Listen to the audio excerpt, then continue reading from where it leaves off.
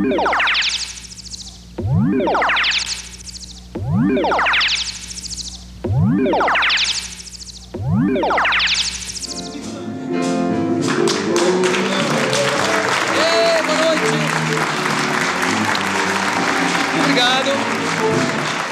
Estamos aqui começando mais um Jô Soares 11h30.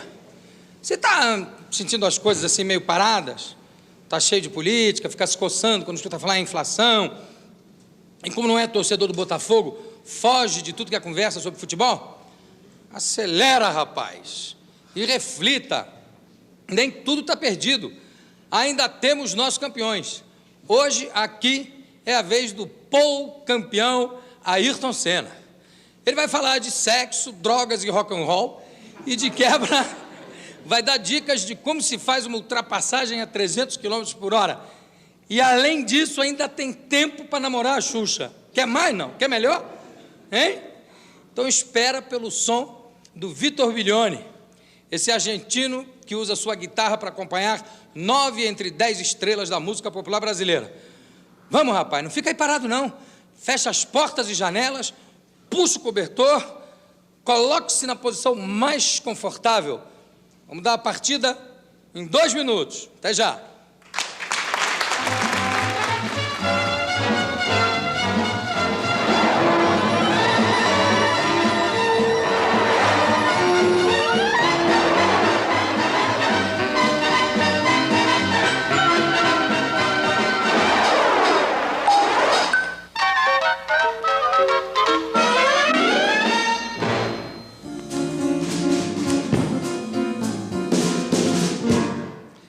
Ele é o Papai Noel da Xuxa, o bicho papão do Piquet e o super-herói de milhares e milhares de brasileiros loucos por automobilismo. Ou não. Na hora que ele corre, está todo mundo lá, vidrado, assistindo. Acelera, Ayrton! Ayrton Senna.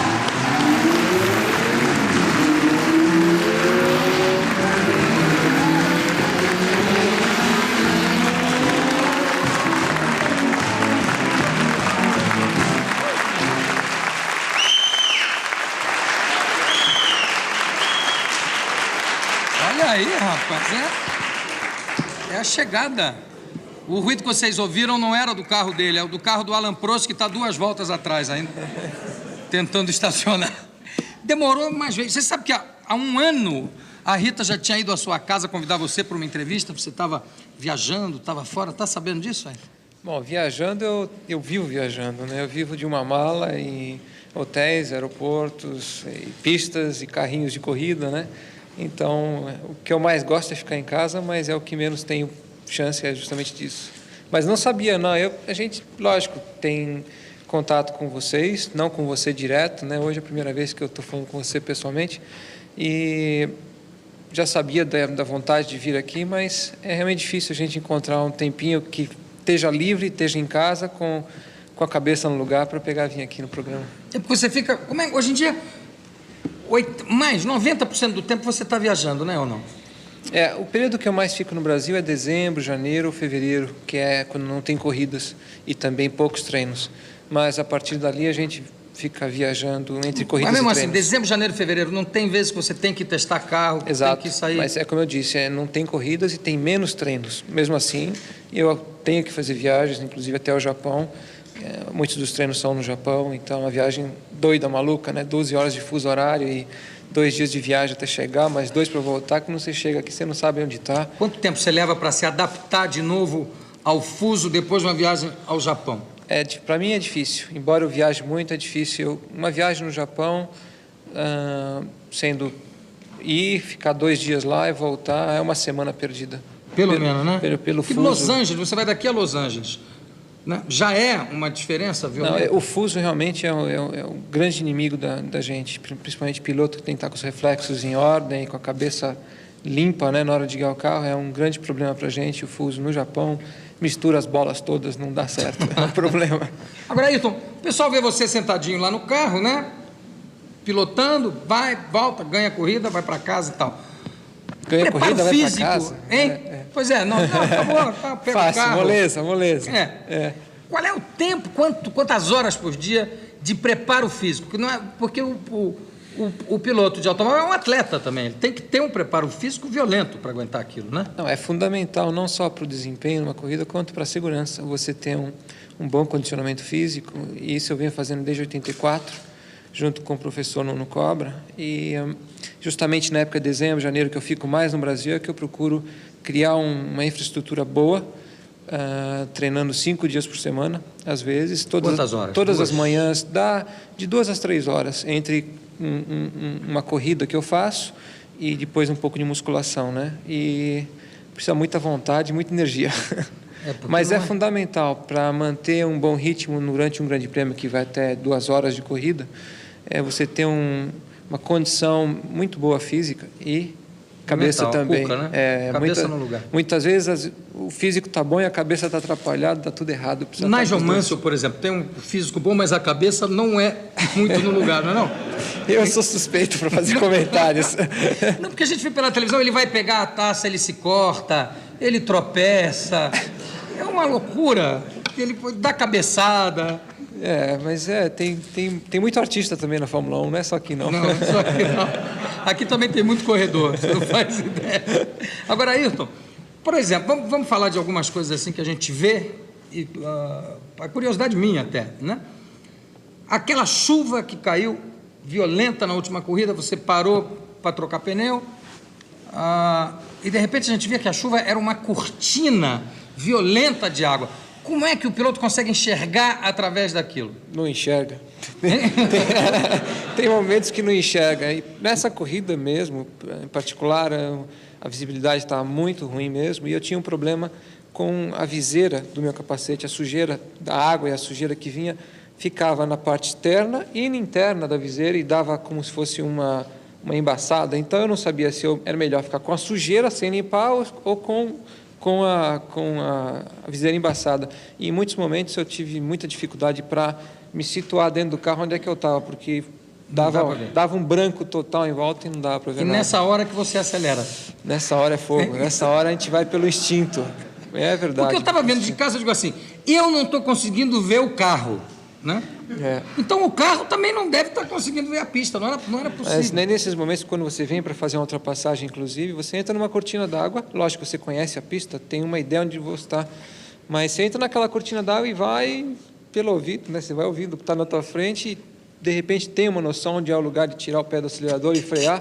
Mais ou menos. Mais ou menos, e quando chega na curva é que baixa aquela nuvem d'água. Quando o carro reduz a velocidade, então baixa a nuvem e aí aparece o outro na tua frente, né? Estou eu aqui, né? Mas você passa por bons momentos ali. Agora, a viseira tem 2 etapas de viseira, não tem uma que você tira, já teve coisa de você tirar uma e jogar fora. Isso no seco, a gente coloca 2, 3 subviseiras bem fininhas, que a sujeira vindo, você tira depois, fica outra, mas no molhado não pode usar, porque entra água entre uma e outra e fica um desastre. Então você não usa, você usa simplesmente a viseira normal. E o grande problema passa a ser a viseira embaçar por dentro. E o meu carro esse ano em especial tem um problema de aerodinâmica que puxa um pouco da água e a sujeira para dentro do compartimento onde eu estou sentado, e ela acaba entrando por dentro do capacete e cola na viseira, né? Então é um Mas é só 2 horas isso, né? Pouca coisa toda. Moleza. Aquilo chega a encher de água ali dentro? Não. Tem escoamento, a drenagem do carro é boa. Não, e acho que também o calor que a gente produz ali dentro seca tudo. Agora, Ayrton, você acha que essa tendência da gente ter bons pilotos, como é o caso do Emerson, era o caso do Patti, é o teu caso, é o caso do Piquet, você acha que o brasileiro é bem dotado como piloto de automóvel? Não tem uma resposta clara para dar a entender uma indicação por que o brasileiro é tão bom no carro de corrida, né? Criou essa imagem. Eu apenas acho que a gente está longe da Europa, são 10, 12 mil quilômetros de distância. Quando o cara sai daqui e sai para longe, fica longe de amigo, família, sozinho, com uma mão na frente e outra atrás, que é a maioria assim, para viver num país diferente, supostamente Inglaterra, idioma, alimentação, o clima maravilhoso naquela ilha, né? Tudo diferente. E sozinho, para enfrentar um desconhecido, é porque está com muita vontade. Então tem aquela garra, aquela determinação e aquela vontade de vencer que os europeus naturalmente não tem, porque está tudo ali em volta deles, ao alcance fácil, e a gente tem que lutar muito para chegar lá. E acho que essa vontade extra, essa determinação é que acaba dando aquele algo mais, que traz a vitória. E primeiro, quer dizer, o piloto brasileiro já começa primeiro se esforçando para conseguir pilotar nas ruas da cidade brasileira, né? Que já é uma complicação. Uma parada. São Paulo e Rio, né? Os ingleses, principalmente da minha equipe, que vêm para o Rio, eles acham a coisa fora do comum, né? Guiar no Rio de Janeiro, no tráfico lá, eles ficam... Tira o chapéu. Mas eles até gostam, eles adoram o Brasil, né? O estrangeiro em geral, eles adoram a caipirinha, o mar, a praia, o sol, o calor. Quer dizer, vagabundagem todo mundo adora, né? Isso aí não tem jeito. Vida boa, né? Vida boa. Eu encontrei um dono de restaurante. Eles gostam de sofrer, gostam de sofrer. Gostam de sofrer? Gostam de sofrer também. Encontrei um dono de restaurante na Alemanha que disse, brasileiro, vai voltar para o Brasil, vai vender isso aqui, vai voltar para o Brasil, que sente falta de uma coisa que só tem no Brasil. Falei, o que é a praia? Ele falou, não, esculhambação, aqui não tem. Aqui na Alemanha tudo muito certo. Não serve. Pois é. Eu tenho um amigo alemão que também é um executivo de uma grande indústria alemã e vive naqueles padrões de tudo certinho, arrumadinho. Pois um país que ele adora vir é no Brasil e ele vem meia dúzia de vezes por ano e chega aqui, perde o ritmo, perde noção do que está fazendo, do que deixa de fazer, doido, né? Fica de shorts descalço. Outro dia eu estava em frente ao hotel no Rio. E aí ele estava saindo e falei, Gert, tchau, então, tchau. Daqui a pouco passa ele com um Corcel, desculpa o marketing aqui, passa ele com o Corcel, com a traseira toda amassada, com o porta-mala aberto. Eu falei, Gert, tá aberto. Defecto. Vai em frente, não tá nem aí.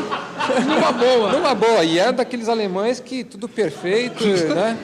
Então, aqui já está todo esculhambado. O pessoal vem aqui e solta a franga, né? Deixa correr. Amanhã casa com a mulata, se instala aqui, fica bebendo caipirinha na beira da praia. Adoram, né? E escuta, você começou a pilotar, a guiar carro com que idade, Ayrton? 7, é isso? É verdade? Não, guiar carro eu não me lembro, porque eu sentava no colo do meu pai, do Milton, e mandava ver, Mas que idade você tinha? Não, eu comecei a guiar kart com 4 anos de idade. Já andava? Você já andava? Eu andava. Meu pai fez um kart pequeno para mim com 4 anos de idade. Tinha um HP, o motor tinha 1 cavalo só. E me levava num lugar fechado, nas Palmas do Tremembé, não muito longe daqui, e eu brincava lá todo domingo à tarde. Mas minha primeira corrida foi aos 13 anos. Mas na família já tinha gente vidrada em automobilismo? Nada. Eu fui o único louco até agora. E com 4 anos, por que te deu essa vontade de... Não me deu, foi meu pai que me colocou ali, eu nem sabia que era gente. Aí gostei da brincadeira. Quer dizer que o papai é que deu o presente? Foi, e daí eu gostei da brincadeira e fui em frente. Não parou mais. Cadê o Ayrton? Já estava... Eu tive o privilégio de fazer da minha brincadeira, do meu hobby, a minha profissão, né? E hoje me divirto, curto muito e ainda sou pago, né? Para me divertir. Eu costumo dizer a mesma coisa. Que nem você, tamo junto. A gente faz o que gosta, não tem nada melhor. Só que eu acho que eu corro menos risco, mas também ganho menos dinheiro. Quer dizer, tudo é equilibrado. Tá ali. Ayrton, e aquela parada de motor a 3 voltas, faltavam 3 voltas? Faltava. Você saltou, a tua cara estava louco da vida. Aquilo é pelo fato de você ter sido obrigado a forçar um pouco o carro, pelo fato de ter parado, trocado pneu, foi para 7º, isso influi em alguma coisa ou não? Geralmente sim, mas não naquela corrida, porque foi uma corrida de chuva, então o motor é o menos exigido, porque a gente anda muito abaixo dos limites do motor. E foi realmente um defeito que aconteceu e me tirou 3 voltas do final, não era para ser. Depois de tudo aquilo, daquela luta toda, não era para ser, mas pelo menos eu tive a oportunidade de lutar e de chegar até o fim, provar e mostrar para mim mesmo que eu era capaz de vencer em todas aquelas condições. E aquilo foi importante. Eu levei aquilo como fator positivo para me dar força para ir para a próxima, né? Porque se você deixar a coisa virar negativa, aí você perde, inclusive, a força de lutar e é uma luta constante. Perde o ímpeto, né? É importantíssimo a motivação, o ímpeto. Agora, o fato de vocês viverem ali juntos durante 9 meses por ano, né? Todos os pilotos juntos, isso não cria um desgaste muito grande no relacionamento, Ayrton? Porque a gente escuta negócio de aí fofoca, que Piquet falou isso, e que aí porque o Piquet tem aquela voz de aerofólio mesmo, né? Ele tem aquela voz filtrada. Aí o Alain Prost falou, não, porque o Ayrton Senna, não sei o quê. Aí você disse, não, o Ayrton Senna tem mais é que calar a boca. Você acha que o fato de vocês conviverem competirem e conviverem durante 9 meses cria esse desgaste no relacionamento?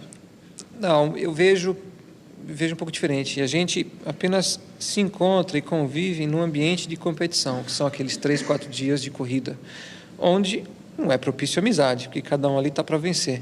E é uma guerra realmente grande. Então, não existe o clima, o ambiente para você criar uma amizade. E fora dali, cada um mora em país diferente, tem hobbies diferentes, tem gostos diferentes, e a gente não se cruza. Então, só vai encontrar novamente na próxima corrida, onde é um ambiente de muita tensão, muito estresse, muita cobrança. Então, isso é que não contribui para uma harmonia no clima entre as equipes, entre os pilotos. Os acidentes também não contribuem para isso, Ayrton? Você ter medo de ficar muito amigo de um cara que você sabe que pode se esborrachar numa corrida? Não, no meu caso, não. É realmente a falta de convívio e também a diferença enorme entre a cultura de cada um, a educação, o berço que cada um teve. Então, é uma mistura muito grande e um ambiente sendo não propício à amizade. Então, aí cria-se o antagonismo, cria-se aquela guerra fria e fala disso que diz e tudo isso. Tá e também quer dizer, já é um prato para a própria imprensa, né? No mundo inteiro. Sobretudo a italiana, né? Adora, né? Fazer os casinos, né? O Falcão, quando foi para a Itália, no dia que ele chegou, já disseram que ele era viado. Era uma coisa. Não é brincadeira. Você sabe disso. Eles falam, eles inventam. A seleção da Itália que ganhou a Copa diziam que o Paulo Rossi estava dormindo com um zagueiro. Eles romperam com a imprensa, você lembra disso? Eles romperam com a imprensa, porque é um horror. E chegou na estreia do Falcão no Roma, tinha uma parte da torcida com uma faixa que estava dizendo assim: Falcão, não faz mal se você for bicho, o que interessa é que faça gol. Estava lá. Bom, eu vou dar uma pausinha aqui, 1 segundo, e a gente continua já. 1 minutinho só, que estamos de Ayrton Senna.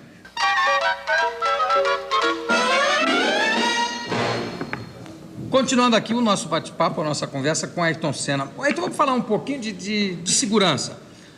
Eu acompanho corrida de Fórmula 1 desde moleque, quando estudava na Europa. Foi o auge da Mercedes, com o Fangio, com o Levesque, que depois morreu naquele acidente estúpido lá. E eu me lembro que a segurança era uma coisa até meio ridícula, né? Quer dizer, eu me lembro ainda antes disso, do tempo que o pessoal corria com aquela touca de couro, né? Uma touquinha de couro, ia soltão dentro do carro. E hoje em dia você vê o carro se arrebentar, se espatifar e o piloto sair inteirinho ou chamuscado, como foi o caso aí do Berger. Esse tipo de segurança são vocês que começaram a impor? Como é que desenvolveu-se isso? É uma evolução constante da tecnologia aplicada nos carros de Fórmula 1. Então, a estrutura dos carros onde a gente senta, o chassi que a gente chama, o monocoque, evoluiu demais. Os materiais que são aplicados, a forma da fabricação, fez dos carros muito rígidos, muito fortes, e com uma estrutura, inclusive, para absorver impacto, sobretudo frontal.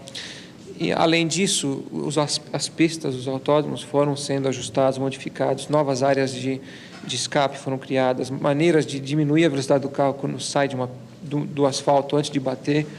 E tudo isso foi contribuindo constantemente para uma maior segurança no caso de um acidente. Não só prever o acidente, mas também no caso do acidente... De não acontecer. Exatamente, de absorver o impacto. Exato. O negócio da saída, da retirada dos turbos da corrida, você acha que influi em alguma coisa a nível de segurança? Eu, particularmente, sim. Eu acho que sim, porque... Você acha que melhorou? Nos turbos a gente tinha também um perigo de um incêndio também muito grande. Porque o turbocompressor é uma peça, né, que funciona a 1000 graus de temperatura. E no impacto, existindo vazamento de óleo ou combustível, por consequência, você tinha um incêndio. Encostou ali, pegou fogo. O turbo, qualquer coisa ali perto, a 1000 graus de temperatura, tem um incêndio. Por outro lado, a gente usava um combustível que era menos volátil. E, atualmente, com a volta dos motores aspirados, a gente tirou o turbo da jogada, então não tem mais esse perigo. Mas os combustíveis foram modificados e não estão ainda, digamos, num ponto ideal em termos de performance, E eles, no momento, o combustível no momento é muito volátil. Então, o grande pavor do piloto de Fórmula 1, hoje em dia, é o incêndio ainda, né? eu acho que sim. É um grande perigo. medo, né? Você tendo um carro bom, que tem uma estrutura boa, no caso de um impacto, que não vai chegar nas tuas pernas ou qualquer coisa assim, o maior receio é realmente você ficar preso no carro e no caso de um incêndio. Você chega na curva a quantos quilômetros por hora? Bom, depende da curva. Em Monte Carlo tem aquela curva de 180 graus do Lowe, você faz a 50, 60 km por hora. Em compensação, a gente tem uma curva nessa próxima corrida agora em Paul Ricard, no final da grande reta, chama curva de Sins, uma curva de 90 graus, mas muito longa. A gente chega nela a 290, 300 e passa por ela a 270, sai dela a 260, então é muito veloz. E quantas mudanças por corrida? Eu já fiz a 2 horas conta. de corrida. Eu já fiz a conta várias vezes em Monte Carlo, que é uma pista onde a gente mais usa o câmbio, chega a 2.500, 3.000 vezes. Então, 2.500, 3.000. Então precisa ter um câmbio muito bem arrumadinho, uma alavanca de câmbio correta, luvas muito boas e uma pele já meio calejada para aguentar. Já tem calinho? Deixa eu ver aqui. Um pouquinho. Tem mesmo, tem mesmo. Para aguentar, porque você transpira, né, com a transpiração a pele amolece e com a vibração e tudo mais, o atrito acaba abrindo, né? Mas... Agora, o carro, falar do Emerson agora que está lá, vitória em cima de vitória, teve aqui, inclusive, no programa, dando uma entrevista simpaticíssima. O carro da Fórmula Indy, ele é mais agressivo, ele é mais violento que o da Fórmula 1, né? A nível de velocidade, etc. A Indy tem 2 características. Ela faz corridas naqueles ovais, onde a velocidade é constante, não existe troca de marchas, nada. Vai, sai do box, troca as marchas, coloca na última delas, que é a sexta, e vai em sexta o tempo todo. Então, ali eles desenvolvem velocidade de 350 km por hora, até perto de 400. É muito veloz. E depois fazem corridas em pistas normais, como nós corremos. E até rua também, né? Rua também, como nós. E nessas pistas, eles são mais lentos, porque os carros deles são mais pesados, eles têm mais limitações no regulamento, então... Tem mais limitações. E, como consequência, o carro... conjunto chassis, motor, pneus, freios, não é tão sofisticado quanto o carro de Fórmula 1. E a segurança? É igual? É boa, é muito boa. Sobretudo porque, por eles terem um carro pesado, relativamente pesado, eles podem ter mais material no carro para torná-lo mais robusto. A Fórmula 1 tem um peso mínimo, e todo mundo procura ficar perto do peso mínimo, porque isso é performance, e isso faz com que muitas equipes que não têm estrutura técnica não construam um carro forte tecnicamente. Então, em alguns impactos, se machuca. Qual foi o maior sufoco que você já passou numa pista de corrida? Bom, foram muitos, né? Mas o acidente mais grave que eu tive não foi de Fórmula 1, foi de kart, por incrível que pareça. E foi em 80, 81. E foi um impacto totalmente inesperado, onde eu fiquei prensado entre uma tela de proteção e o kart. Me espremeu. E não foi no Fórmula 1, onde eu tive também vários acidentes, e graças a Deus nunca me machuquei. Meu santo é forte, né? Meu anjo da guarda é forte. Mas você está sempre passando por susto. A única diferença é que a gente acostuma. Então, mas você toma um susto, né? É constante. Você tem sempre a sensação do perigo, que inclusive é muito atraente. E sente aquele friozinho aqui, aquele frio que nós, comuns mortais, quando está no trânsito e pá, o cara avança o sinal, você... E sobe aquele frio. Né? Olha... Na Fórmula 1 também tem isso?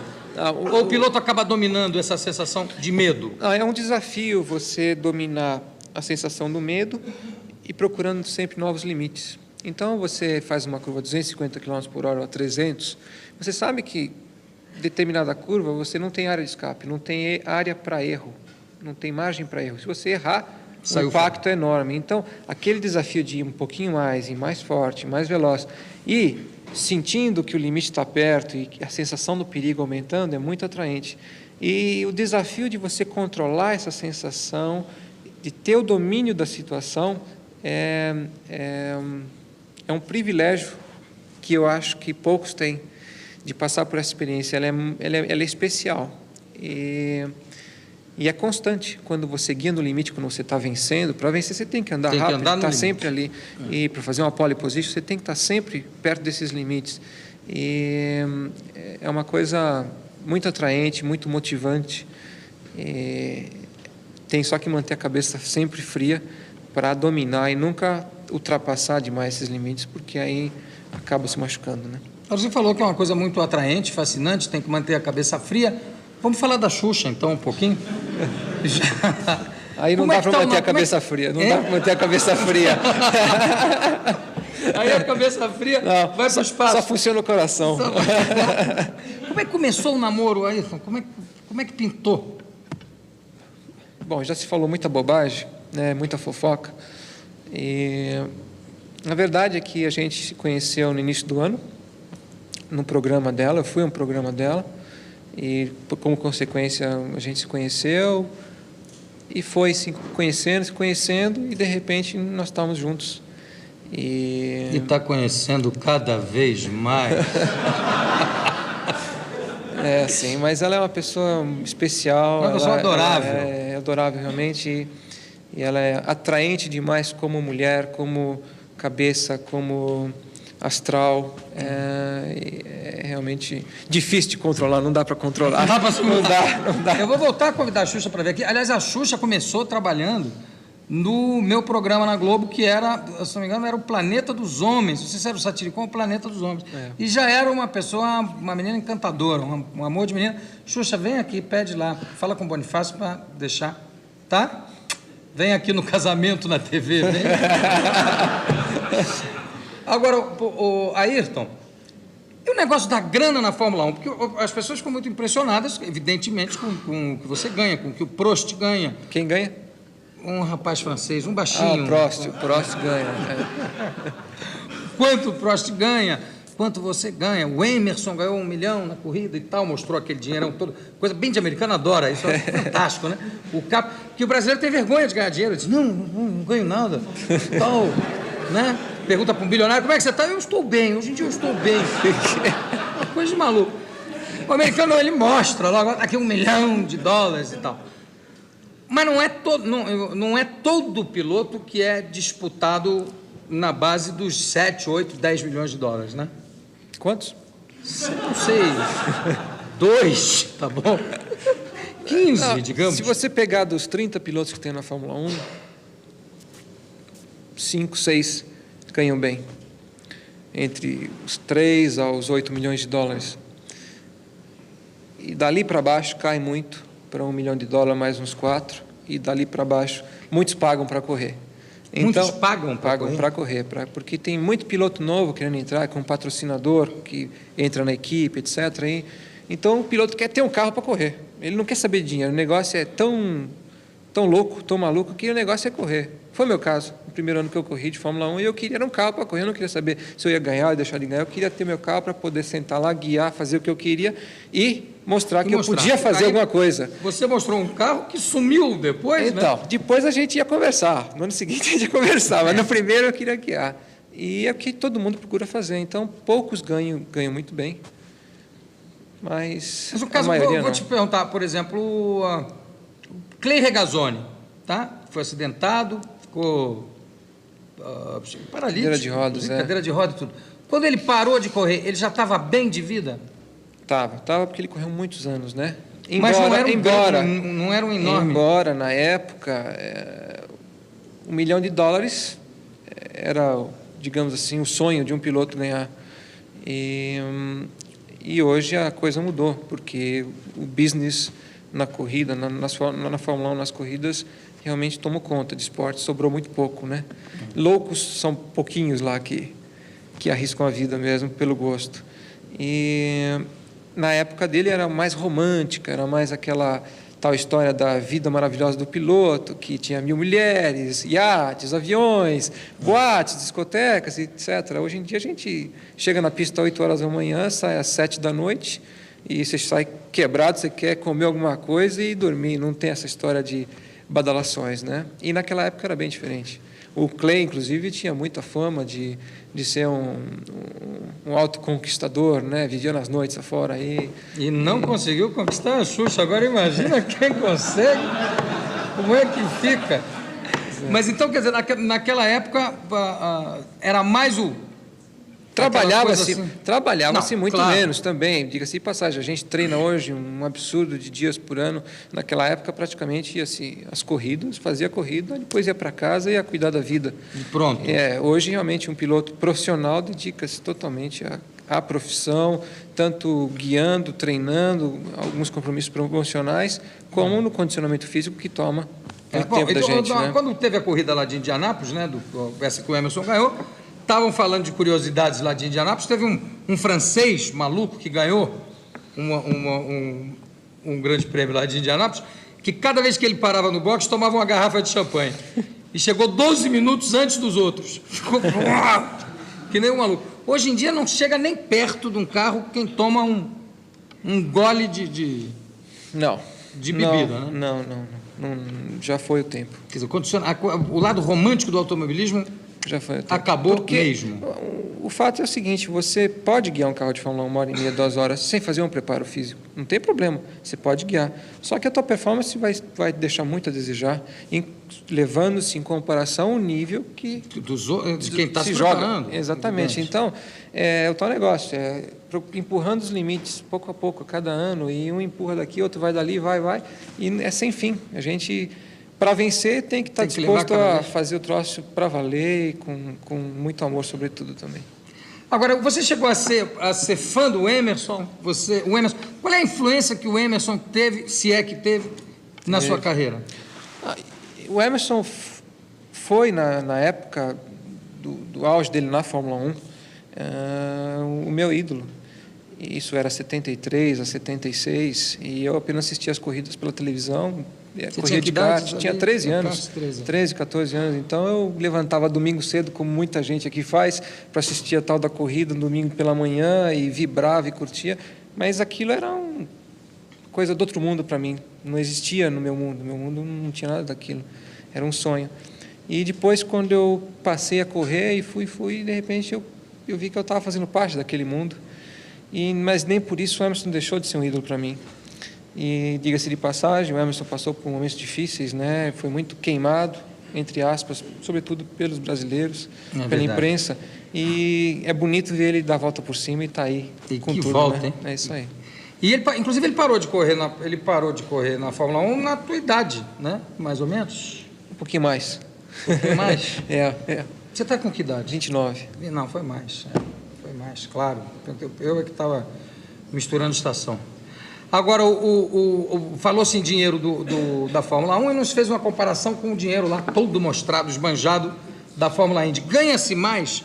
O piloto que é campeão na Fórmula Indy ganha mais do que um piloto que é campeão na Fórmula 1? Não. Primeiro time? Não. Não, né?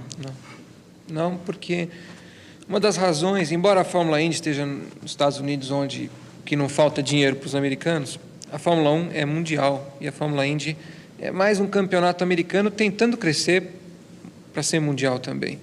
Então, a Fórmula 1 traz para os patrocinadores um retorno maior e, com isso, os investimentos são maiores. E, como consequência, o piloto também ganha um pouquinho mais, né? Sim. Um pouquinho a coisa. Mais ali, outra aqui e tal. E aquela câmera que vai no carro, Ayrton, aquilo... O que você acha daquilo? Aquela câmera que vai pendurada ali no carro? Ela é uma evolução no show, que aquilo é um show, é um espetáculo necessário para dar a quem está assistindo um pouco mais de emoção, sentir de dentro para fora, entendeu? E na Fórmula 1 ainda está caminhando. Porque na Fórmula Indy é muito superior. Mas está crescendo na Fórmula 1 e os organizadores e quem é responsável pela evolução da Fórmula 1, a FOCA, reconhece isso e está lutando para trazer a câmera funcionando na maioria dos carros, constantemente em todos os grandes prêmios. Esse ano a gente tem apenas, a cada corrida, uma equipe com a câmera, ou seja, 2 carros de cada equipe pode usar numa corrida. E elas vão se revezando, são 8 equipes durante as 16 provas do ano. E no ano que vem, você vai usar a câmera também? A gente vai usar mais para o segundo semestre, vai ser Japão e acho Espanha, que vai usar a McLaren. Já teve um companheiro de equipe que usava. O Nakajima, né? O Nakajima, mas só pegava a corrida de trás. Vocês vê todo mundo na frente e o Nakajima... Pois é. Vocês não têm medo de pegar japonês guiando naquela pista, não? Não, porque não tem farol de trânsito. Se tivesse sinal ali, era uma coisa terrível. No volante é meio perigoso, mas para fazer motor eles são... Para fazer motor eles são uma parada. craque. Mas no volante é meio... O negócio do olhinho fechado influi mesmo em alguma coisa? Eu acho que deve influir, né? Eu não sei. Alguma coisa acontece, eu não sei o quê. Ayrton Senna, muito obrigado pela tua presença e pela tua entrevista. E daqui a pouco a gente volta.